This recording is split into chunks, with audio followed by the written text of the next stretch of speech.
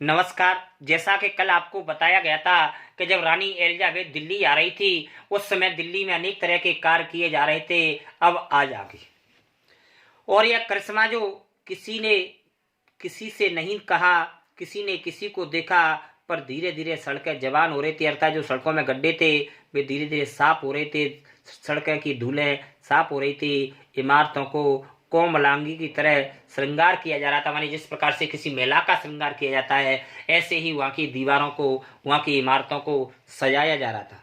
लेकिन एक बड़ी मुश्किल पेश थी, वह थी जॉर्ज पंचम की नाक। क्योंकि सबसे बड़ी मुश्किल तो ये थी, क्योंकि उस समय भारत में अंग्रेजों को भगाने के लिए भारत छोड़ो आंदोलन के लिए रूपरेखा तैयार की जा रही थी, अर्थात उससे पहले बंग भंग का आंदोलन हो चुका था और स्वदेशी आंदोलन चल चुका था। सभी भारतवासियों के मन में अंग्रेजों को भगाने की क्रिया प्रारंभ हो रही थी, अतः सभी लोग अंग्रेजों का अब सम्मान नहीं करते थे। इसीलिए सभी के मन में एक ही बात थी कि जॉर्ज पंचम की नाक रहेगी या न रहेगी। अतः लोगों के मन में एक ही बात थी कि हमें कैसे भी करके जॉर्ज पंचम की नाक बचानी है, अर्थात हमें अंग्रेजों का सम्मान अपने मन में बसाना है। नई दिल्ली में सब कुछ था, सब कुछ होता जा रहा था, लेकिन सब कुछ होने की उम्मीद भी थी, लेकिन जॉर्ज पंचम की नाक की बड़ी मुसीबत थी।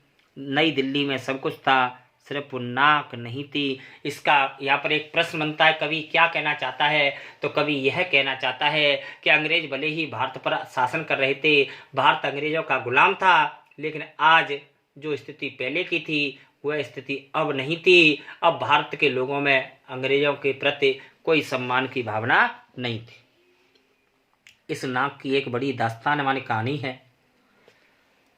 इस नाक के लिए बड़े बड़े तहलके मचे।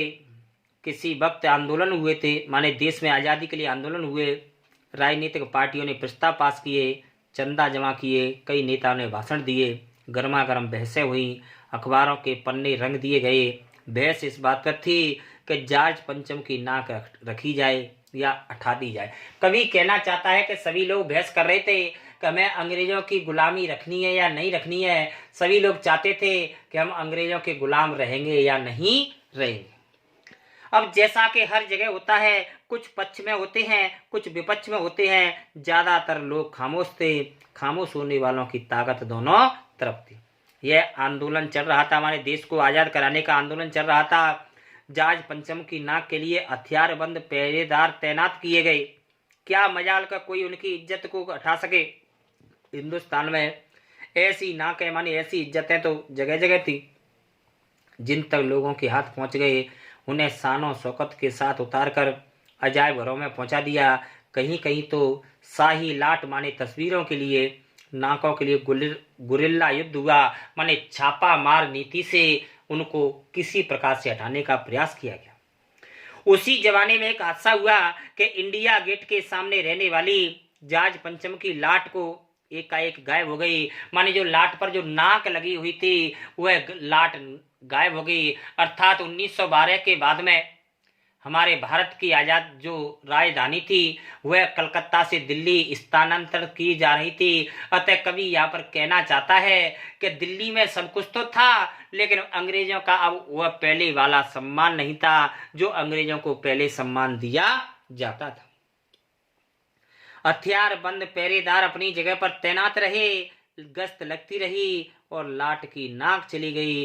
अब यहाँ पर एक प्रश्न बनता है कि गश्त लगती रही और लाट की नाक चली गई, कवि क्या बताना चाहता है? तो कवि हमारी वर्तमान पुलिस व्यवस्था पर यह व्यंग करना चाहता है कि पुलिस के द्वारा समाज के अनेक लोगों की जिम्मेदारियों को निभाया जाता है, अनेक प्रकार की गश्तें लगाई जाती हैं, लेकिन फिर भी लोगों के साथ में अन्याय होता रहता है। पुलिस बेचारी मूक बधिर की तरह देखती रहती है, क्योंकि उनका हिस्सा उनके पास में पहले ही पहुंच जाता है। पुलिस वाले उन लोगों से मिलकर के आम आदमियों में वे भय दिखाते हैं और जो चोर उचक्का होते हैं उनके लिए वो पहरेदार की तरह कार्य करते हैं। इसलिए यहाँ पर पुलिस व्यवस्था पर व्यंग कवि के द्वारा किया गया है।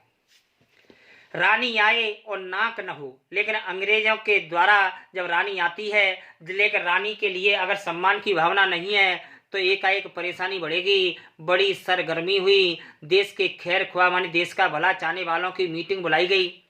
मसला तय हुआ कि क्या किया जाए, क्या नहीं किया जाए, वहाँ सभी सहमत थे। अगर नाक नहीं है तो हमारी भी नाक नहीं रहेगी। अर्थात कवि यहाँ पर कहना चाहता है, अगर हम अंग्रेजों का सम्मान नहीं करेंगे तो हमारी भी सम्मान नहीं होगी। अर्थात जो लोग अंग्रेजों के गुलाम थे, जो लोग अंग्रेजों की चापलूसियाँ करते थे, उस चापलूसी करने वालों के मन में एक ही बात थी, अगर हम जॉर्ज पंचम का सम्मान नहीं कर सके तो शायद हमारा भी सम्मान नहीं होगा। अब यहाँ से आगे आपको अगले वीडियो में पढ़ाया जाएगा।